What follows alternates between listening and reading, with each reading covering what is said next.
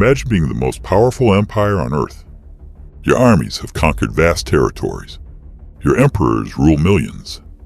Your enemies tremble at the sight of your legions. Then, from a distant island on the edge of the known world, a woman rises. Within months, entire Roman cities are reduced to ashes. Tens of thousands are dead. And Rome fears it may lose Britain forever. Her name was Boudica, a queen, a warrior, a symbol of resistance. This is the incredible story of the woman who challenged the mighty Roman Empire and became one of history's most legendary heroes. The story begins in the year 60 EAD. Roman forces had occupied much of Britain for nearly 2 decades.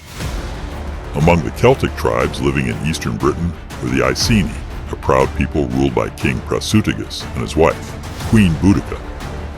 Ancient Roman historians describe Boudica as exceptionally tall, with long red hair flowing below her waist. She possessed a powerful voice and a commanding presence that inspired loyalty among her people. Unlike many women of the Roman world, Celtic women often enjoyed significant rights and could inherit property, own land, and even lead warriors into battle.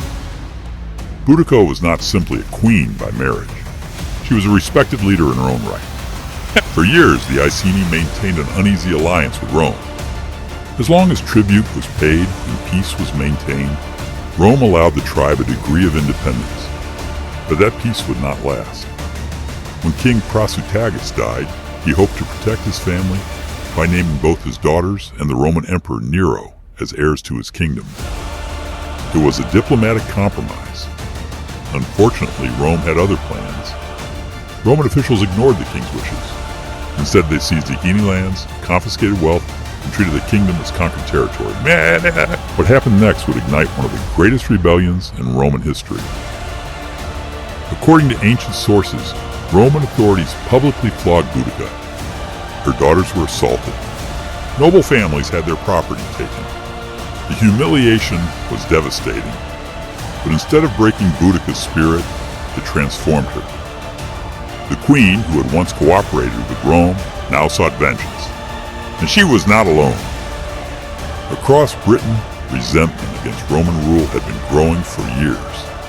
Heavy taxation, land seizures, and cultural oppression had fueled anger among many tribes. Boudica became the spark that would set Britain ablaze. Boudica began forging alliances with neighboring tribes. The Trinovantes, long hostile toward Roman occupation, quickly joined her cause. Soon thousands became tens of thousands. Then tens of thousands became an army. Ancient accounts claim that as many as 100,000 warriors rallied behind the warrior queen. As Boudica prepared for war, Roman governor Suetonius Paulinus was campaigning far away in western Britain. The timing could not have been better. With much of the Roman military occupied elsewhere, Boudica launched her rebellion. Her first target was Camulodunum, modern-day Colchester. The city was a symbol of Roman power. It housed Roman veterans and a grand temple dedicated to Emperor Claudius. The rebels surrounded the settlement. The defenses quickly collapsed. The city was overwhelmed and burned to the ground. The temple became a final refuge for Roman survivors. But after 2 days of resistance, it too fell. The message was clear. Rome was vulnerable, and Boudica was just getting started. News of the destruction spread rapidly. Roman commanders rushed to stop the uprising. One legion attempted to confront the rebels. It was annihilated. Now panic gripped Roman Britain. The next target was Londinium.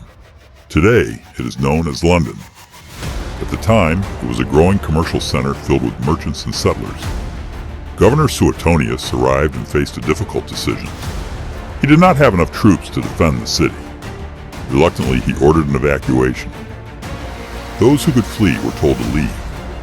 Many remained behind. Soon, Boudica's army entered the city. Londinium was burned. Buildings collapsed into flames. The streets became scenes of chaos and destruction. The rebels then moved on to Verulamium, another Roman settlement. It too was destroyed. Ancient historians estimate that nearly 70,000 to 80,000 Roman citizens and allies may have died during the rebellion. The exact number remains debated by historians. But there is no doubt the scale of destruction shocked the Roman Empire. For a brief moment, it seemed possible that Rome might lose Britain entirely. Despite the devastating losses, Rome still possessed its greatest advantage: discipline. Governor Suetonius gathered approximately 10,000 battle-hardened soldiers.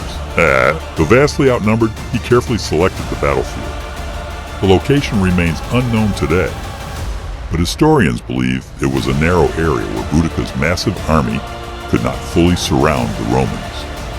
Before the battle, Boudica rode before her warriors in a chariot. Her daughters stood beside her. She delivered a powerful speech. She reminded her people of Rome's cruelty. She called upon them to fight for freedom. The warriors roared in response. The battle began. Wave after wave of Britons charged forward, but the Roman formation held. Their shields locked together. Their discipline remained unbroken. As the attackers crowded into the narrow battlefield, Roman soldiers launched devastating counterattacks. What followed was a massacre. The enormous size of Boudica's force became a disadvantage. Many warriors found themselves trapped with little room to maneuver. By the end of the day, Rome had won. The rebellion was crushed. What happened to Boudica afterward remains uncertain. Ancient sources provide different accounts. One tradition claims she took poison to avoid capture. Another suggests she died from illness shortly after the defeat. Her burial place has never been conclusively identified. No grand tomb has ever been discovered. The woman who nearly expelled Rome from Britain vanished into history. But her legend was only beginning. Although Boudica lost the war, she won something far more enduring: immortality. Over the centuries, she became a symbol of resistance against oppression. Victorian Britons celebrated her as a national heroine. Today, one of the most famous statues in London depicts Boudica standing proudly in her war chariot, her daughters beside her. She remains a powerful symbol of courage, freedom, and defiance. A queen who refused to submit. A leader who united divided tribes. A warrior who made the greatest empire on earth fear defeat. More than 2,000 years later, the name Boudica still echoes through history. Not as a victim, not as a rebel, but as a legend. Subscribe Ancient Worlds for more. Like, share, and follow.